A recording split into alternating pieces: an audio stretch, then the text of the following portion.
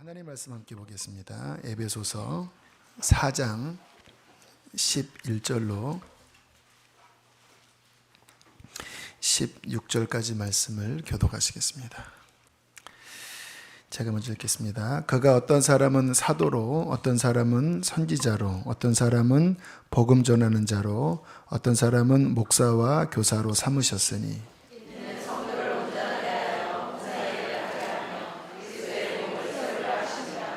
우리가 다 하나님의 아들을 믿는 것과 아는 일에 하나가 되어 온전한 사람을 이루어 그리스도의 장성한 분량이 충만한 데까지 이르리니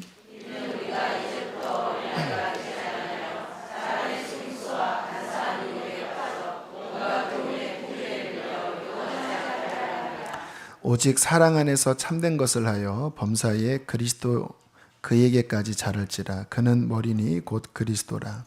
그에게서 온몸이 각 마디를 통하여 도움을 받음으로 연결되고 결합되어 각 지체의 분량대로 역사하여 그 몸을 자라게 하며 사랑 안에서 스스로 세우느니라. 아멘. 자, 오늘은 교회 임원 훈련이 오늘 주제인데요.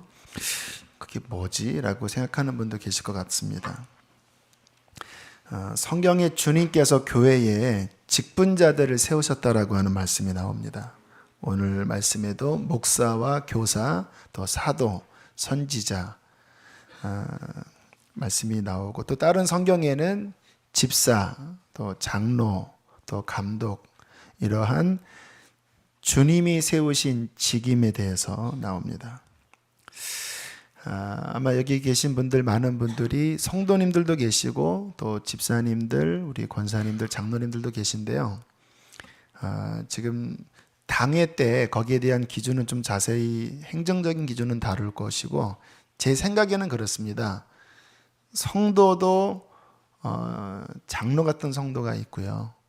네, 집사도 목사 같은 집사가 있고, 그래서 꼭 내가 누구지라고 생각하기보다는 일단 직분 떼시고 이야기를 들으시면서 내가 그렇게 신앙생활을 해야 되는구나. 내 신앙은 실제로는 성도인데 내가 장로였구나. 그러면 여러분이 저한테 명단 제출해 주시기 바랍니다. 저는 이번에 장로로 꼭 피택받아야 합니다.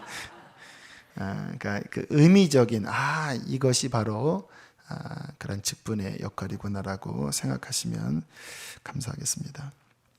자, 우리가 이 직분을 생각할 때 제가 가만히 이렇게 성도님들을 보니까 진리 위에 기준을 서지 못하고 좀 인간적으로 생각하시는 분이 있는 것 같아요. 뭐냐면 사람이 주는 거 아닙니까? 좀 한국 교회에 어려움이 있었죠. 집사는 얼마 헌금 내고, 권사 될 때 얼마 헌금 내고, 장로 될 때 얼마 헌금 내고. 저희 교회는 그렇게 안 합니다. 근데 그러한 잘못된 전철 때문에 굉장히 이제 인간적으로 생각을 하실 수도 있는데요. 일단 그런 건 다 지워버리시고 우리가 성경대로만 생각을 하셨으면 좋겠습니다. 직분은 사람으로부터 온 것이 아니라 주님으로부터 온 것입니다. 왜냐하면 사도행전 20장 28절에 보면 여러분은 자기 자신을 잘 살피고 양떼를 잘 보살피십시오. 성령이 여러분을 양떼 가운데 감독으로 세우셔서 하나님이 자기 아들의 피로 사신 교회를 돌보게 하셨습니다. 여기에 보면 출처가 물론 교회에서 임명을 해요. 그러나 아셔야 합니다. 교회에서 임명을 한다 해도 그 원 출처가 하나님이 세우신 거면 원 세우는 자는 하나님이십니다. 그러한 믿음을 가지셔야 돼요. 우리가 세례식 하지요, 이 자리에서. 저는 세례식 할 때마다 오묘한 느낌을 받습니다. 2000년 전에 예수님께서 승천하시기 전에 아버지와 아들과 성령의 이름으로 세례를 주고라고 하는 그 명령이 2000년을 흘러내려와서 지금 이 자리에서 실현되고 있는 거예요. 그러면 제가 하는 것도 아니고 교회에서 하는 것도 아니고 그 원출처는 2000년 전에 마태복음 28장 19절에 그 권위에 의하여 세례가 베풀어지는 거예요. 우리가 내가 이게 하나님이 나를 부르신 거구나, 하나님이 나를 세우신 것이구나 라고 생각을 해야지 우리가 주님을 섬길 때 죽게 하듯 섬길 수 있는 거예요. 사람으로부터 왔다고 생각하면 우리는 인간적으로 생각합니다. 그래서 인간으로부터 왔다고 생각하기 때문에 우리의 행동도 그렇게밖에 안 돼요. 그러나 주님으로부터 왔다고 생각하면 태도가 바뀌어지겠죠. 그렇잖아요. 높은 회장님이, 이건희 회장님이, 여기 삼성맨들 계십니까? 삼성맨들은 바쁘셔서 하나도 못 나오셨을 거예요. 이건희 회장님이 직접 어떠한 명령을 오다를 내리면 그 밑에 직원들이 그 세상 속에 있는 직장의 권위 안에서도 바짝 긴장하잖아요. 주님으로부터 이 직분이 왔다고 생각하면 이게 마음이 바짝 하는 마음이 드는 거예요. 제가 주님의 일을 하면서 갖는 마음은요, 최선을 다하는 것입니다. 물론 저도 부족하기 때문에 하다가 안 되는 부분이 있습니다. 지금 당장 저는 내일 마가의 다락방 오전 집회, 저녁 집회 해야 되는데요. 주제만 생각해 놓고 더 이상 진도 못 나갑니다. 왜냐하면 저는 오늘 여기에 집중을 하느라고 아까도 한 6시 반 넘어서 제가 그렇게 하소연했습니다. 하나님, 내일 일은 저는 모릅니다. 오늘 현재 내게 온 것에만 집중하겠습니다. 주님, 내일 전할 말씀은 주님이 알아서 해 주십시오. 그러니까 맡기는 마음을 가져요. 제가 다 할 수 없으니까. 하지만 그렇다고 제가 게으르고 대충 하지는 않습니다. 정말 하나하나 주님 앞에 몸부림치면서 주님의 마음의 뜻을 잘 헤아려서 하나님 뜻대로 하려고 몸부림칩니다. 왠지 아십니까? 제가 맡은 이 직분은 사람으로부터 온 직분이 아니라 주님으로부터 온 직분이기 때문에 저는 그분을 존중하는 마음으로 저의 전심을 다하여 죽게 하듯 합니다. 우리가 직분을 맡아 교회를 섬기는 일은요, 솔직히 영광스러운 일이에요. 저는 가끔 생각을 해봐요. 감히 어떻게 나 같은 자가 구원받은 것만 해도 감사한데 어떻게 나 같은 자가 주님의 일꾼이 되었을까? 그리고 이 귀한 복음을 전하는 이 귀한 직분을 맡게 되었을까? 그거 생각하면요, 정말 어떻게 뭐라고 표현할 수 없을 정도로 황송하기도 하고 그리고 영광스럽기도 하고.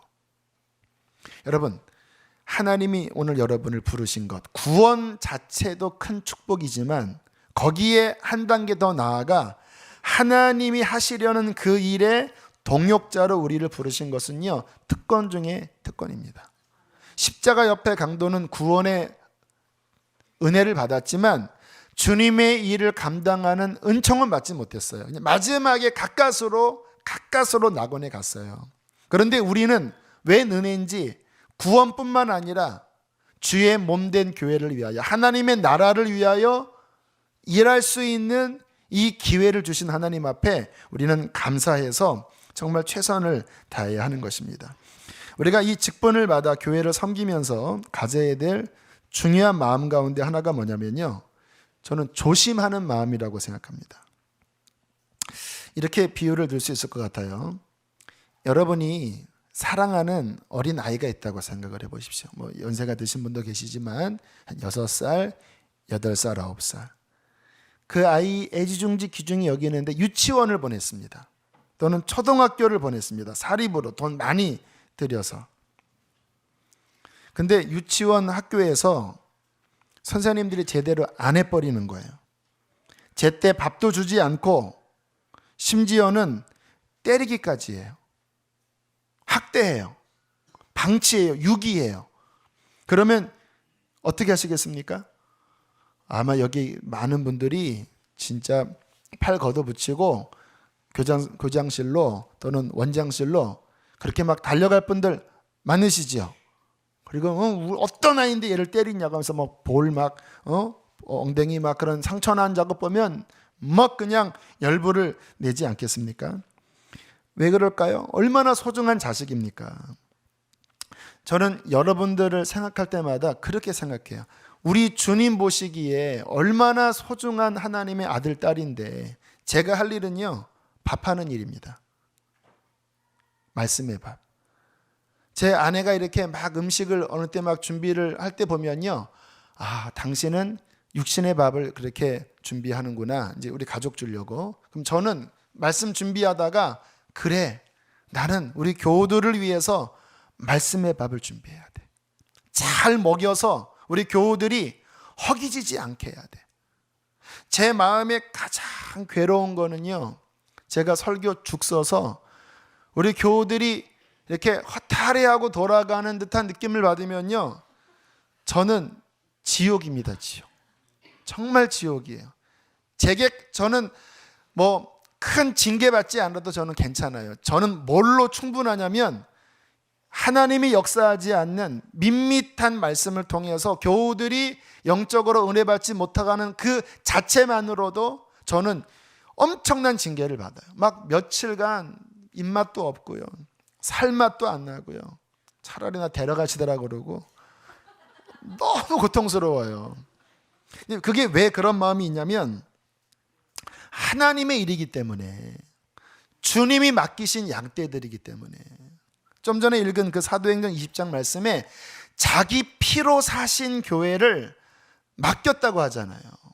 그러니까 이게 얼마나 책임이 막중한 겁니까? 하나님이 자기 아들의 피를 값주고, 희생을 값주고 사망에서 건지신 죽었다 살아난 아들이, 그 자식을 하나님이 저 같은 종에게 말씀 사역하라고 맡기셨는데, 제가 그들을 굶주리게 하면, 그들에게 영적인 도움을 전혀 주지 못하면, 물론 제가 최선을 다해도 채우지 못하는 분도 있어요. 왜냐하면 성향이 다를 수도 있고, 또는 그분에게 문제가 있을 수도 있습니다. 아니면 제 역량의 한계가 있을 수 있어요. 거기까지는 제가 어떻게 할 수 없습니다. 그러나 제가 대충 해서, 제가 세상에 빠져서 양들이 허기진다면 저는 주님을 두려워합니다. 그 상태에서 저는 주님 앞에 가면요, 큰 책망을 받고 저는 천국 못 간다고 생각을 해요. 왜? 하나님 앞에 받은 직분이 얼마나 큰데 그거를 유기해요? 저는 그러면 주님 앞에 못 서요. 그러니까 아무튼 일주일이요, 그냥 거의 막 행군하듯이 월요일이 왜 이렇게 빨리 지나가요?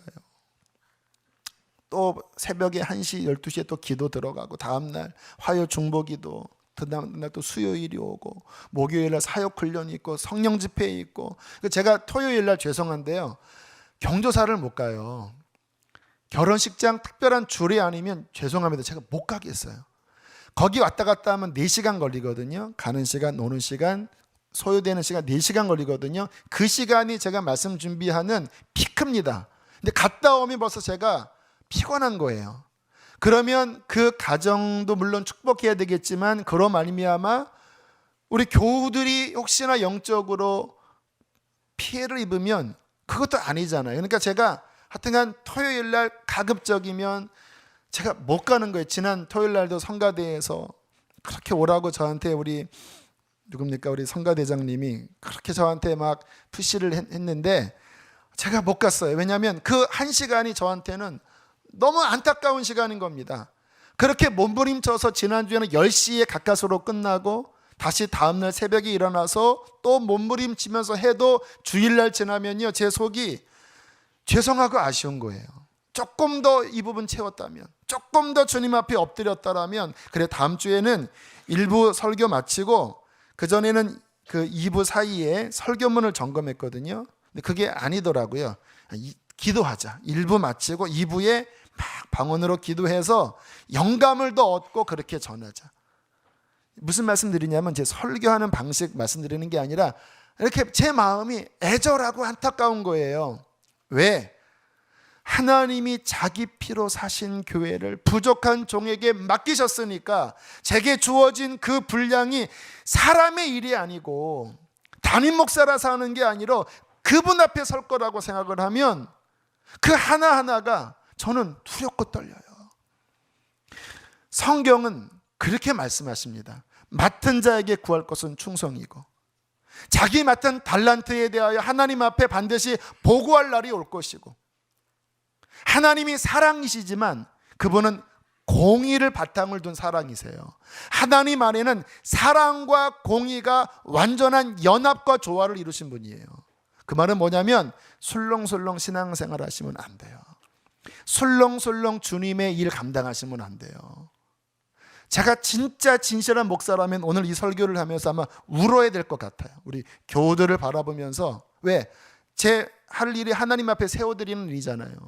제가 이 부분 잘 못 걸어뜨려 드려서 그냥 인간적인 태도로 교회를 대충 섬겼다가 주님 앞에 책망 받는 일을 겪게 되면 그거 아니잖아요. 그러니까 이 자리에서 제가 다른 설교 때는 못하는데 이 자리에서 직설적으로 말씀드립니다. 하나님 앞에 두렵고 떨린 마음으로 섬기십시오.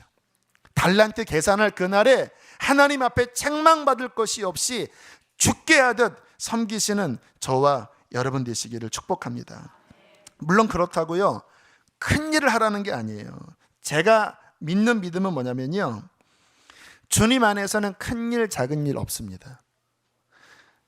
안내 서실 때 올라오는데 정말 주님의 마음으로 안녕하세요, 어서 오세요, 그 주님의 사랑으로 손을 내밀고 주보 한 장 전하잖아요. 여러분, 그 자체가 이 강단에서 설교하는 것 이상의 하나님이 영광 받으실 진정한 봉사예요. 조그만 어린아이, 소자 하나, 그 아이를 예수 심장을 품고 주님의 이름으로 영접해서 그에게 하나님이 너를 사랑하신다, 주님이 너를 사랑하신다, 이 한마디를 주의 마음으로 전하면요, 그것은 빌리그레암 수십만 명에게 복음을 전하는 것과 더 이상 가는 하나님의 역사입니다. 청소 하나 하는 것도 마찬가지고 설거지 하나 하는 것도 마찬가지고요. 제가 가끔 하는 간증 기억나시죠? 하나님께서 박용규 목사님에게 이 땅에서 어떻게 상급이 쌓이는지에 대한 환상을 보여주실 때 저 시골 교회의 마룻바닥 시절에 한 노 권사님의 모습을 보여주셨다고 하잖아요. 매일 교회에 와서 한 2시간 정도 눈물로 교회를 위하여 중보하시는데 그 기도하는 매일 새벽에 하나님 앞에 상급이 올라오더라고요. 상급이. 근데 그분 표현은 재료가 올라온대요. 재료가. 천국의 그 상의 재료가.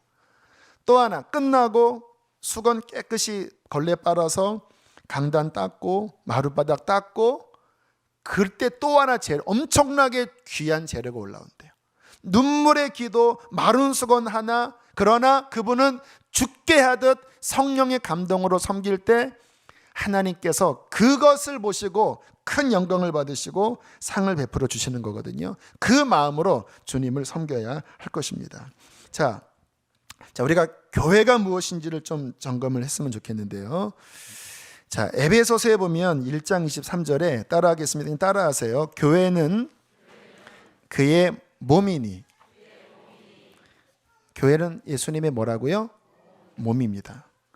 자, 에베소서 5장 31절 32절에 보면, 좀 성경을 옆에 있으니까 읽으셔도 될 것 같아요.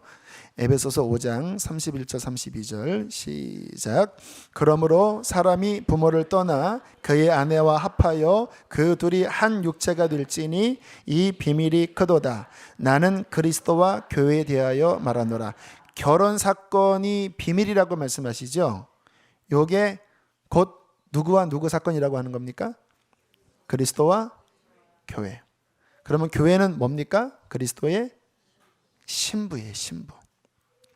지난 월요일 날 제가 어떤 설교를 듣다가 하나님께서 이 부분이 이렇게 쫙 깨달아지게 하시더라고요. 우리가 신앙생활을 하면서 갑자기 반짝하듯이 깨달아지는 것 굉장히 중요합니다. 그게 지혜와 계시의 영이에요. 자, 제가 잠깐 설명을 할게요. 자, 하나님이 세상을 6일 동안 창조하시고 맨 끝에 인간을 창조하셨는데 남자를 먼저 창조하셨죠. 근데 어떻게 창조하셨냐면 이미지 오브 갓, 하나님의 형상대로 남자를 창조하셨다고 말씀을 하세요. 근데 참 이상한 게 뭐냐면요, 다른 짐승은 모두 암수로 지으셨습니다. 그러면 사람도 당연히 남자와 여자를 한꺼번에 지으시는 게 그게 원리상 맞죠. 왜냐하면 그 남자만 지을 게 아니라 어차피 후손을 계속 나올 걸로 창조하셨기 때문에 남자 한 명을 창조해 놓고 아차, 여자 빼먹었다, 이거는 하나님이 아니잖아. 이미 동물도 다 암소를 만드셨으니까. 그런데 하나님이 이상한 장면을 연출해 놓으셨습니다. 남자 한 명만 만들어 놓으시고 갑자기 마치 아차한 듯한 이야기를 하시는 거예요. 사람이 혼자 사는 게 보기 좋지 못하다. 내가 그를 위하여 돕는 배필을 지으리라. 하나님 혼자 독백하십니다. 여러분, 성경은요, 하나하나 안에 하나님의 깊은 계획들이 다 들어있는, 그냥 그렇게 말씀하시는 게 아니에요. 아차하신 게 아니라 상황 설정을 이렇게 마련하신 겁니다. 왜? 뭔가를 보여주시기 위하여. 그리고 아담을 깊게 잠들게 하시기 전에 일부러 아담을 더 외로워하는 마음을 갖도록 작전을 짜십니다. 어떻게 하셨을까요? 동네방네 돌아다니면서 동물들의 이름을 짓게 하시는데, 동물들은 다 뭐예요? 다 암수예요. 근데 본인을 보니까 이상한 거잖아요. 쟤네들은 암수네?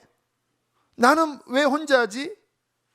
그러다가 아담이 외로울 쯤에 아담한테 내가 너를 위하여 저렇게 암을 내가 만들어줄게, 수컷아 하면서 잠을 재우시고, 그것도 옆구리에서 하와를 끄집어내시잖아요.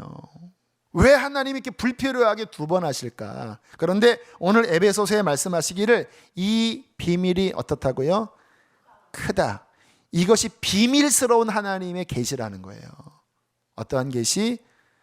이런 계시입니다. 제가 지난 월요일에 하나님이 다시 한번 이렇게 쭉 정리시켜 주시더라고요. 이 부분이 신학적으로 문제가 있을 수도 있지만 저는 그냥 제 나름대로 풀어드릴게요. 하나님이 외로우셨나 봐요. 그러니까 세상 만드시기 전에 하나님이 물론 완전하신 분이시지만 외로우셨습니다. 삼위일체 하나님이 물론 한 분이자 세 분인 완전체로 계셨지만 그분이 마치 아담이 혼자 있듯 하는 외로운 마음을 가지신 거예요. 그리고 세상을 창조하실 때 이 세상의 주인공 맨 끝에 사람을 지으셨잖아요. 근데 이 사람을 이미지 오브 갓, 하나님의 형상대로 지었다고 했을 때 그 하나님의 외로움을 표현해 버리신 거예요. 아담 혼자 지으심으로써. 그리고 아담에게서 하와를 끄집어내는 것을 보여주시면서 어떤 그림을 보여주신 거냐면, 수천 년 뒤에 내가 너로 말미암아 나의 아내를 만들 거다. 외로워하는 나를 위하여 아내를 만들 거다. 그 아내는 뭐냐? 너의 옆구리에서 여자가 나오듯이 나의 아들, 나의 이 피를 통하여, 희생을 통하여 그리스도의 교회, 신부가 나오게 할 것이다. 그리고 나는 세상 끝나는 그날 하나님과 교회가, 그리스도와 교회가 서로 결혼해서 이제 외롭지 않게 마치 아담과 하와가 만나듯이 그리스도와 교회가 결혼해서 연합을 이루어서 영원토록 하늘의 영광 가운데 나는 살기를 원한다. 할렐루야. 주님이 지난 월요일 날 왜 인간을 만드셨는지, 왜 하필이면 왜 두 번 해서 왜 여자까지 만드셨는지 이게 쭉 정리가 돼서 제 마음이 참 기뻤어요. 무슨 말씀을 드리려고 하는 거냐면, 지금 저와 여러분이요, 하나님 보시기에는 이게 서자나 무슨 그냥 어디서 그냥 이렇게 끄집어낸 그러한 존재가 아니에요. 하나님 보시기에 저와 여러분은요, 지극히 존귀한 자들입니다. 뷰라, 헵시바, 왕관과 같은 그 창세 전부터 하나님 마음 안에 있는 나의 신부요, 나의 교회요. 예수의 피값으로 주께서 우리를 이렇게 부르신 거예요. 한번 자신을 이렇게 만지시면서 난 존귀한 자구나 한번 해보세요. 시작. 와, 옆에 사람 보세요. 이 사람도 주님의 교회예요. 우리 둘이 하나예요. 옆에 사람 만지시면서 터치. 와, 너 그렇게 존귀한 사람이었어. 와, 너 그리스도의 신부야. 와, 여러분들 왜 감동을 안 하세요? 감동하세요. 여러분, 감동할 일입니다. 다시 한번 좀 만져보세요. 와, 와우. 와. 영원히 주님과 함께 살 주님의 신부, 주님의 교회, 예수의 핏값으로 구원하신 영원히 살 주님의 존재인 교회를 주님께서 만드신 거라니까요.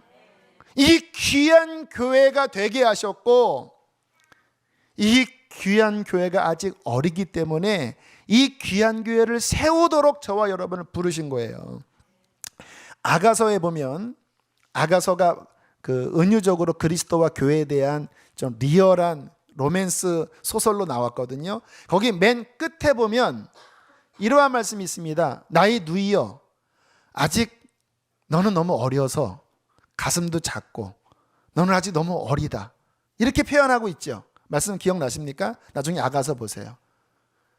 그게 아직 어린 교회, 아직은 더 자라나야 될 어린아이 같은, 그러나 어린아이지만 그 안에 완성품이 있잖아요. 자라니까.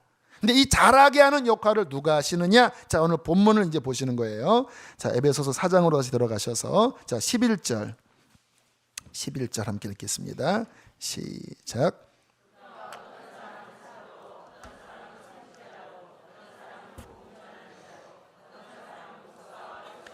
여러 직임을 주신 겁니다. 왜? 2절 시작.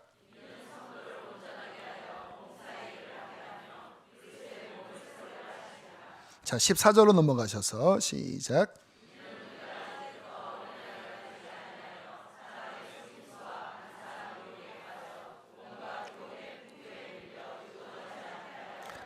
완전체로 우리가 구원받은 게 아니에요. 아직 너무나 어리고 세상 때에 물들어서 막 흔들리고 막 우울증 걸리고 마귀에게 막 얻어 터지는, 아직 완전히 때가 벗겨지지 않고 아직 가슴도 작은 신부로 부르기에는 애들 같은 모습이 있는 거예요. 그런데 주님께서는 그 안에서 성숙한 신부를 보시거든요.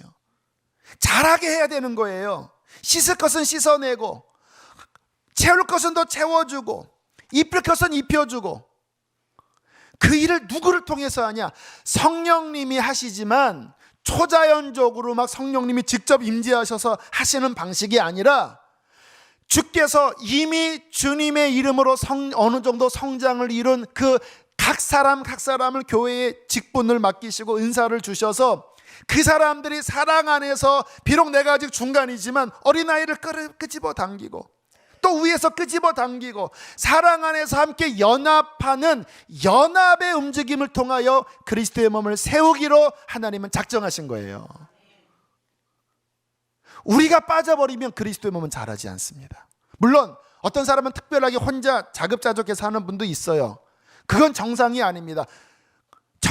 그냥 그 사람도 자급자족한 게 아니라 누군가 도움을 받은 거예요. 정상적인 그림은 오늘 여기 목장처럼 오늘 간증하신 우리 귀한 성도님, 막 어려움이 많으셨는데 그 목장원들이 기도해주고 권면해주고 끌어줘서 지금은 얼마나 많은 하나님의 은혜 속에 고백한 것처럼 얼마 전이면 상상할 수도 없는 지금 변화들이 일어나고 계셔요.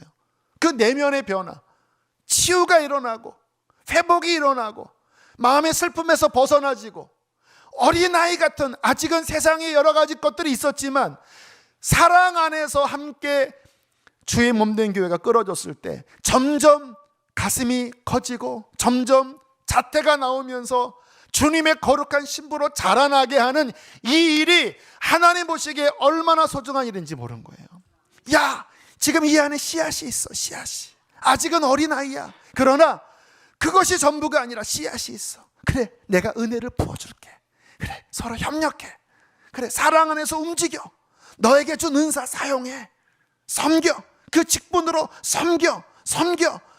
그러면서 어린아이가 점점 자라나서 성장하고 구원받고 은혜받고 씻겨지고 할 때 그리스도의 몸된 신부 교회가 막 일어날 때 주님은 하늘에서 춤을 추시는 거예요. 창세전에 내 마음에 두었던 아름다운 그리스도의 신부가 지금 이 교회 안에서 만들어지고 있구나.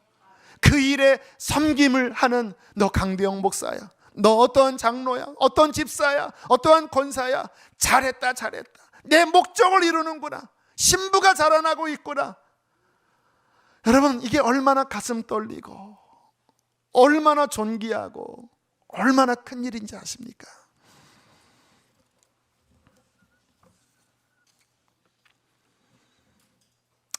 자, 그러면 좀 직분에 대해서 말씀을 좀 드릴게요. 일단 직분 다 내려놓으시고요. 그냥 각 개념을 보시면서 실은 다 집사이자 권사이자 장로이자 다 포함되는 거예요.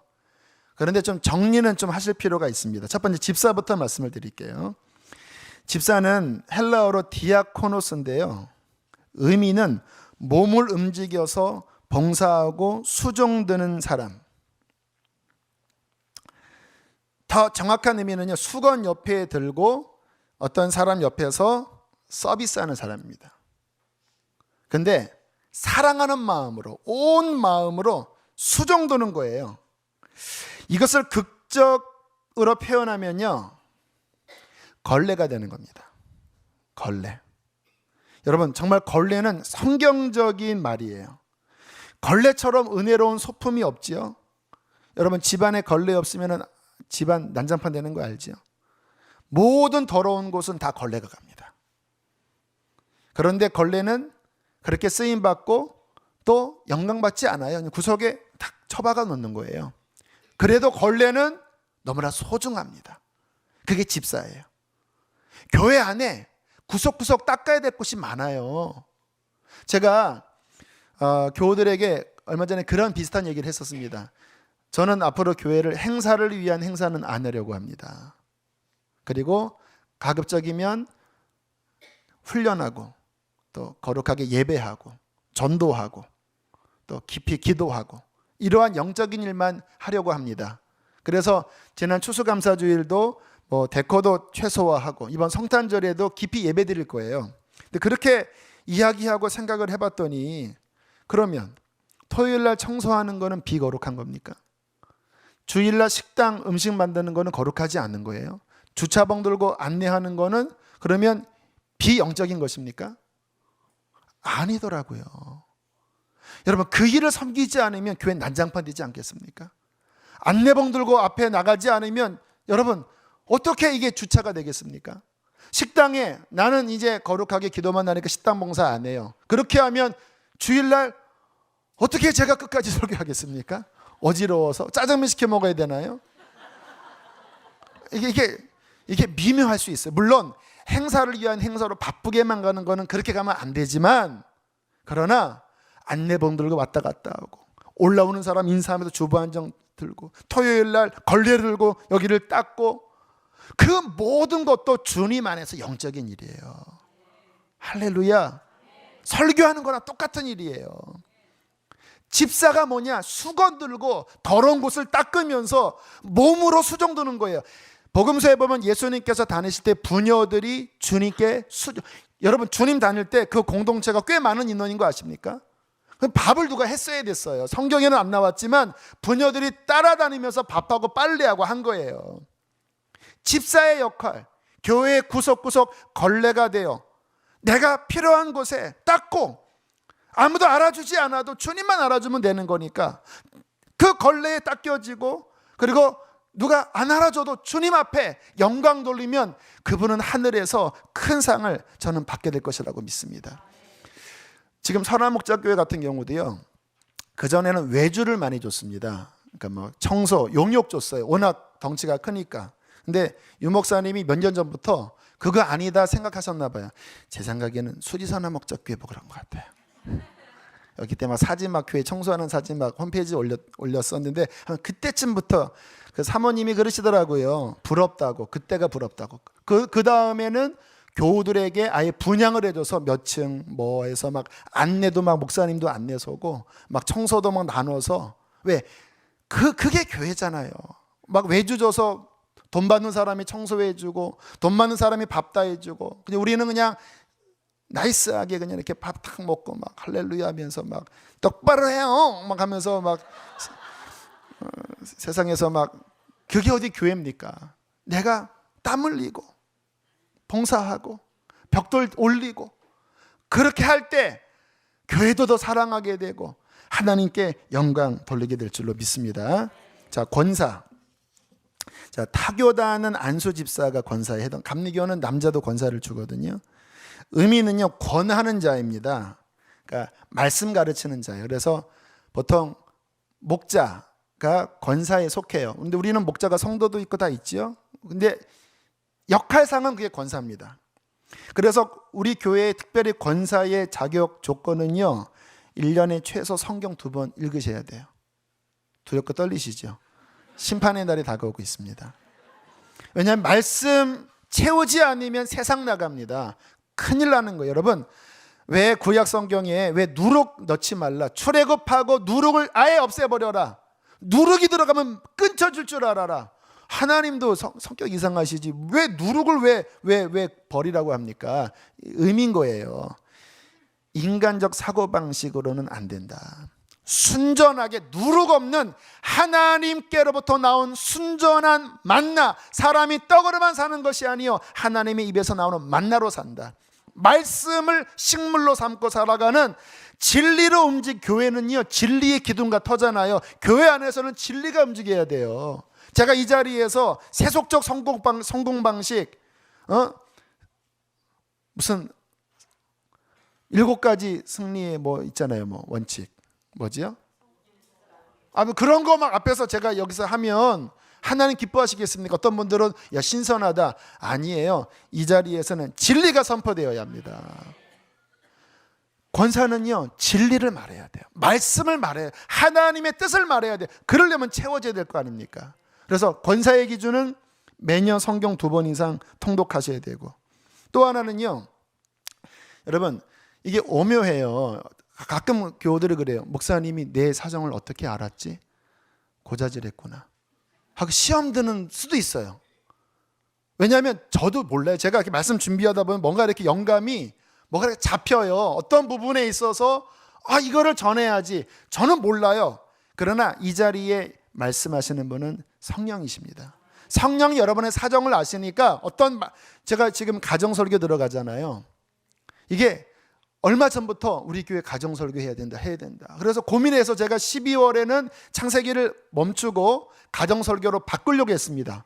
그런데 창세기를 보니까 이상 이야기가 완전 가정설교인 거예요. 부부 이야기, 또 부모, 자식, 아버지의 영적 권위, 이게 제가 전하려고 하는 토픽들이 이상 이야기 안에 다 들어가고 너무 놀랐습니다. 꽤 맞춘 것도 아닌데. 그리고 12월 달에 오인숙 교수님 이것도 들어가고, 무슨 이야기냐면요, 제가 잠들지 않고 주님 뜻대로 하려고 깨어있는 한 이 강단의 주체는 하나님으로부터 흘러요. 그런데 특별히 교회에게 주시는 어떤 말씀들, 메시지가 있거든요. 그게 제 경험에 그때 강단에서 하나님이 어떠한 메시지를 선포하세요. 이 교회는요, 수지선화 목자교회 교우들은요, 그것을 듣고 그 나팔 소리를 듣고 지금 이 방향으로 가는구나, 이게 지금 레마구나, 그렇게 그 말씀 받고 그것을 함께 내 안에 담아두고 그것을 함께 또 나누고, 또 목장 모임 때도 주일 설교 콘티를 제가 설교 준비 다 마치고 그 콘티까지요, 그것까지 만들어요. 제목까지 뽑아요. 주일 토요일 날 늦게까지 그것까지 작업을 마쳐요. 왜? 하나님이 이 강단에서 이 교회에게 주시는 그 방향의 말씀이 교회 안에 흐를 때에, 또 그 말씀을 여러분들이 받아서 함께 움직일 때에 하나님이 원하시는, 자, 기도다, 지금 기도해야 된다, 지금 회개해야 한다, 주님 오실 날 다가왔으니까 이거 지금 준비해야 한다, 지금 전도가 부족하다, 전도해야 한다, 선교다, 훈련해야 된다, 복음 인카운터다, 그때 하나님이 이렇게 감동 주실 때 예배에 함께하지 않으면요, 엇박자 나가는 거예요. 여러분 화음 한번 보실까요? 아까 우리 여기 시연할 때 여러분 음이라고 하는 건요, 오묘해요. 똑같은 음이라도 도와 솔이 이렇게 울리면 화음이 안 맞는데, 도와 미가 울리면 두 음이 조화를 이루어요. 하모니가 뭔지 아십니까? 도와 솔이 각각은 틀리지 않아요. 근데 두 개가 울리는데 안 맞으면 안 맞는 거예요. 여기서 하나님께서 뭔가를 말씀을 하실 때 어떠한 말들이 다르지만 화음이 일어나는 하모니가 되기도 하고요. 어떠한 말씀을 주님이 주셨는데 맞는 말인데 두 개 합쳐지면 잡음이 나는 경우가 있어요. 정말 하나님 앞에 지금 하나님이 강단에서 주시는 말씀에 내가 하는 말이 하모니인가 불협화음인가? 정말 교회를 세우는 자는 하나님이 하는 그 방향에 함께 마음을 합쳐서 함께 움직여 나가 함께 교회를 세울 때 진정 권사로서의 귀한 직임을 감당하는 자가 되는 줄로 믿습니다. 권사부터는 중직입니다. 교회의 어른이에요. 그래서 권사에게 제일 중요한 것은 입술입니다. 왜? 권사는 권하는 자거든요. 말로써 세우기도 하고 말로써 허물기도 해요. 여러분 창세기 9장인가요? 그 바벨탑 사건에 보면요. 그 바벨탑 지을 때 무슨 말씀이 많이 나오냐면 서로 말하여 가로되 서로 말하여 가로되 서로 말하여 가로되 우리 흩어짐을 면하자 여기 대를 쌓고 성을 쌓고 서로 말하되 우리 높이 올리자 서로 말하되 서로 말하되 이 말이라는 게요. 엄청난 파급 효과가 있어요. 좋은 것이든 나쁜 것이든 그 말이요. 한번 흐르면요. 발 없는 말이 천리가요. 하나님께서 보시고 이들의 말을 흩지 않으면 이들이 세우는 것을 금할 수 없이 너무나 악이 퍼져서 얘네들은 몇 년 못 가서 끝난다. 그래서 하나님이 망하게 하지 않으려고 말을 섞어버렸습니다. 왜요? 죄악의 전파 속도를 막기 위하여. 마귀가 이 말을 얼마나 사용해서 공동체를 무너뜨린지 아십니까? 이 말 한마디가 생명의 말일 수가 있고 선악과의 말일 수가 있어요. 과연 이게 하나님이 그렇게 말했더냐? 하나님의 말씀을 약간 이렇게 섞어서 약간 흐리게 하면서 딴 방향으로 가게 하는 것. 권사는 입술을 조심하셔야 합니다. 다 권사예요. 이런 측면에서 특별히 교회 안에 내 말이 따라하겠습니다. 덕을 세우는 말이냐? 비방으로 허물은 말이냐? 여러분, 예를 들어 제가 어떤 실수를 했어요. 길거리 지나가다 침을 뱉는 걸 봤어요, 여러분들이. 어머, 저 목사님 진짜 완전히 뭔가 저질이네. 어떻게 가래침을 저렇게 길거리에 어머, 더러워라 하면서 이제 임금님 끼는 당나귀 이제 참을 수 없잖아요, 이렇게. 김지삼님, 이거 집사님만 알아야 돼. 하여튼 목사님 내가 뒤에서 봤는데 가래침을 내가 너무 놀랐는데 우리 목사님에서 기도해 주자. 집사님 너무 그렇다고 시험 들지 마. 나 그 소리 아직도 나. 어머. 그러면 들으신 분은 이야, 목사님 가래침을 뱉었어? 설교에서는 맨날 똑바로 살라고 해놓고 본인은 이렇게만 쑥쑥 어느 강대상에 섰더니 갑자기 다 이러고 쳐다보고 있는 거예요. 이러면 안 되신다라는 거예요. 가래침을 뱉었으면 뒤에 가서 덮어주시면 됩니다. 이렇게. 그냥 가서 그냥 닦아주시면 되고 이렇게 기도해 주시면 돼요. 정말 권면할 일이 있으면 정말 기도하고 사랑으로 해주시면 받아들일게요. 근데 이게 막 말로 살다 보면 사람이라 저도 실수하고 피차 실수하잖아요. 근데 그럴 때마다 이게 막 칵 찌르는 말로 막 확 퍼지는데 이게 막 중직으로부터 그런 말들이 나오면 교회가 몸살을 알아요. 따라하겠습니다. 권사는 입조심. 조심하게 기도하고 사랑으로 덕을 세우는 말.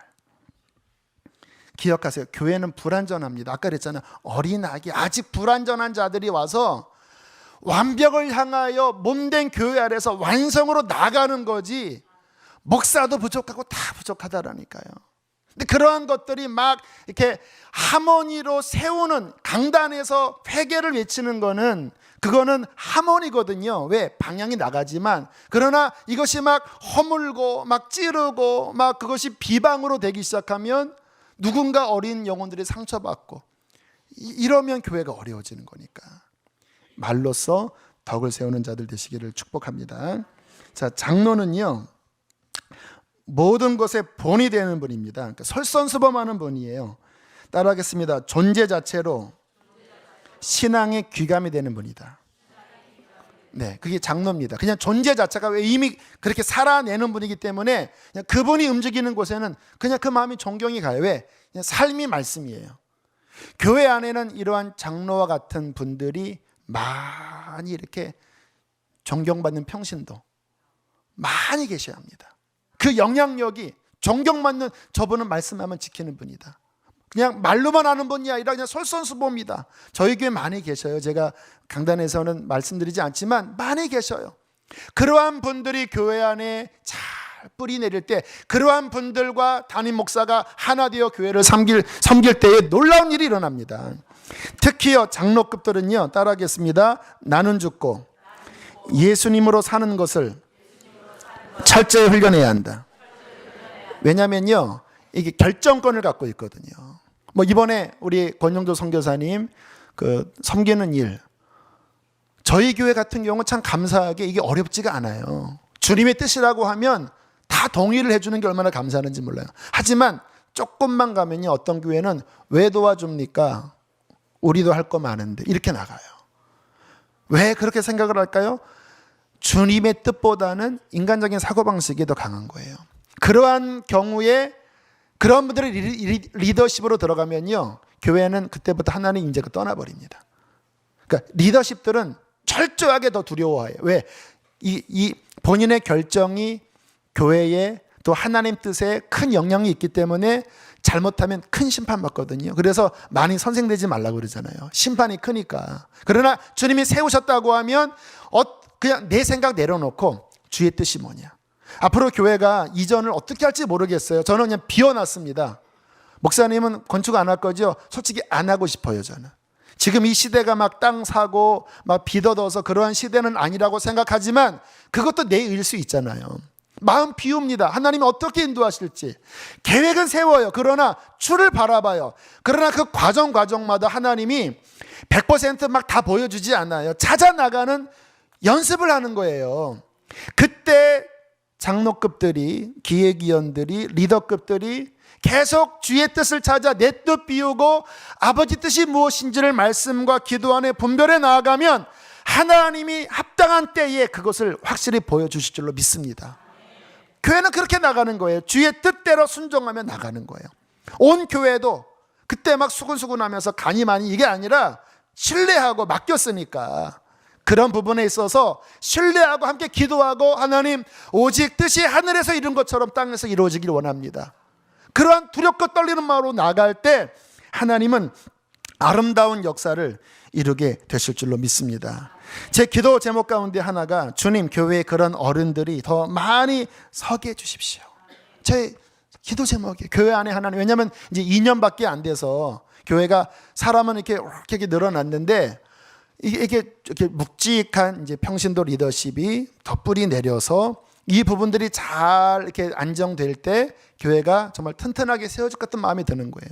기도 제목, 하나님이 귀한 그런 리더십들을 보내주시고 또 그렇게 세워주고 있음에 감사한데, 정말 기도하실 때 주님 정말 교회를 위해서 죽을 수 있는, 나 죽고 예수로 사는 하나님의 일꾼이 일어나도록 기도해 주시기를 바랍니다. 자, 마지막 당부드리는 것은 우리 4장 16절 말씀 함께 읽겠습니다. 시작.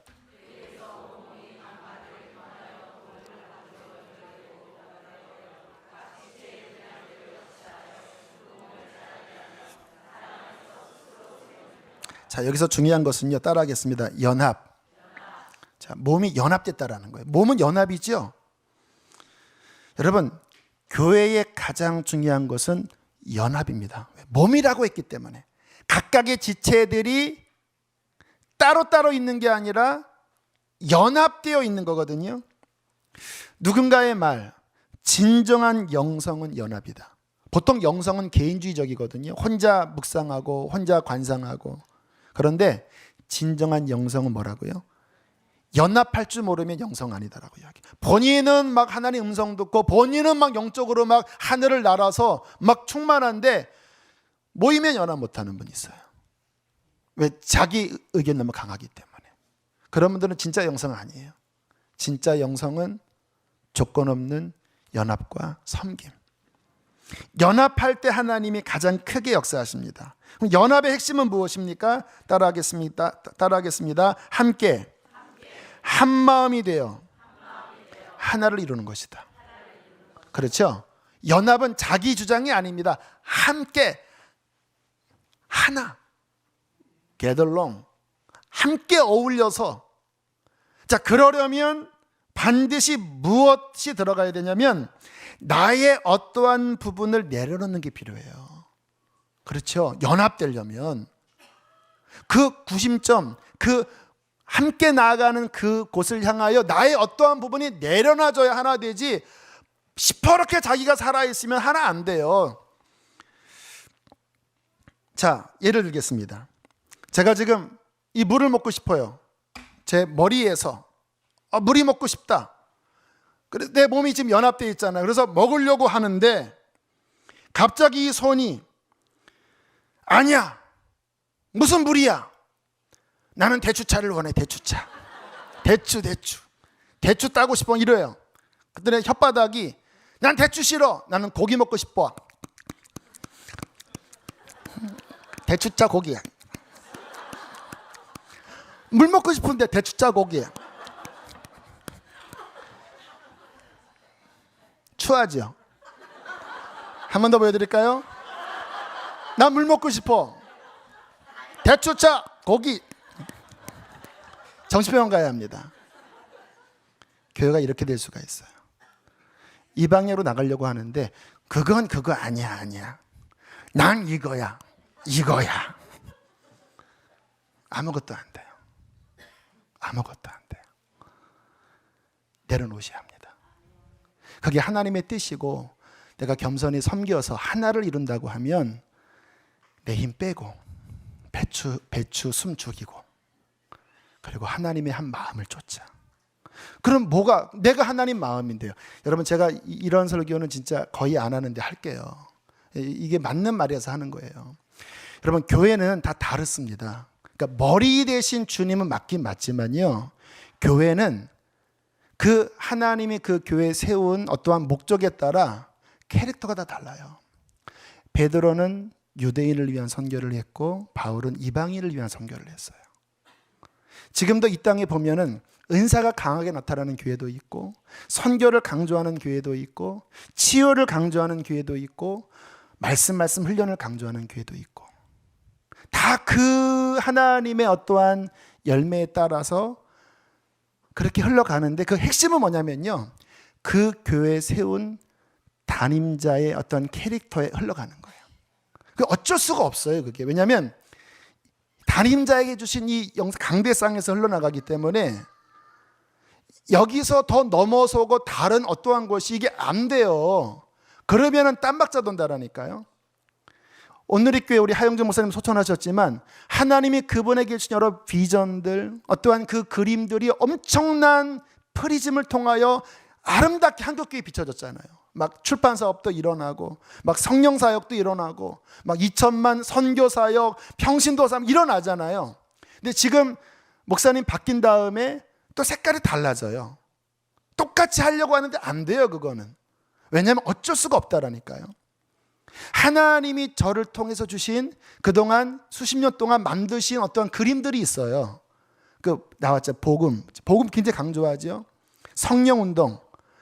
아직 펼쳐지진 않지만 금요 성령 집회 때나 기도회 때, 그전에 기말샤 때 그게 어떤 흐름이 있잖아요. 복음 인카운터 흐름이 있잖아요.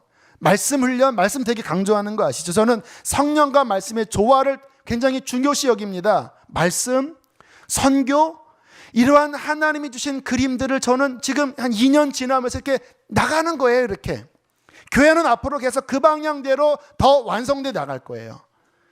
그 흐름에 복음 인카운터 나는 싫어. 맨날 화요일마다 이렇게 24시간 기도하라고 하는데 나는 싫어. 이렇게 자꾸 이렇게 딴박자하게 돌기 시작하면요, 거기에 함께 연합이 안 되면요,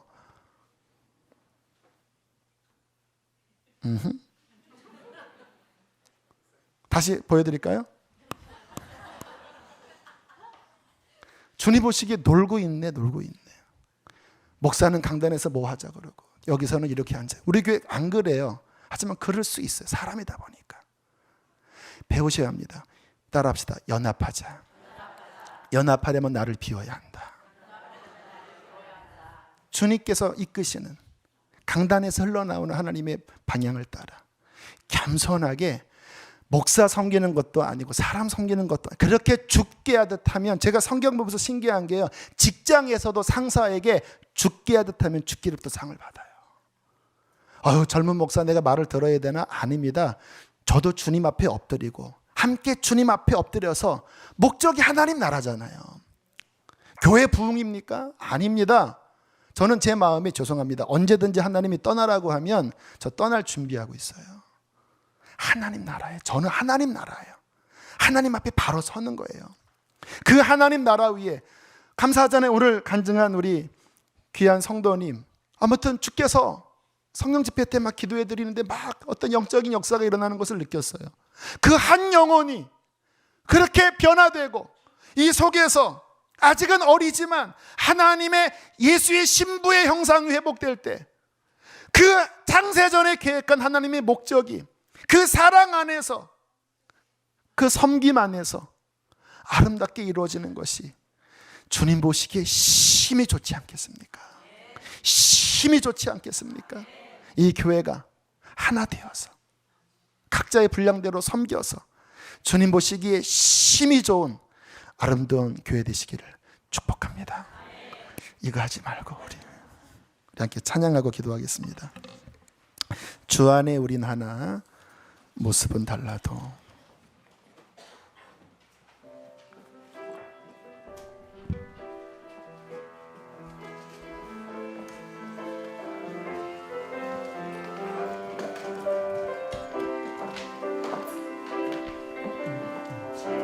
주 안에 우린 하나, 모습은 달라도 예수님 한 분만 바라네. 사랑과 선행으로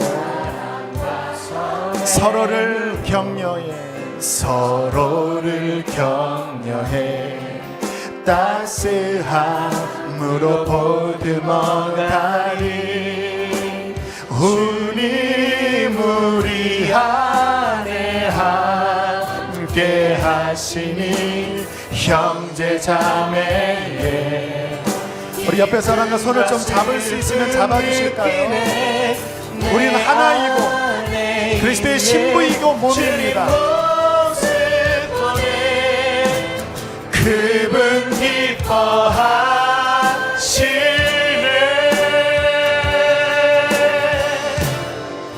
주님 우리를 통해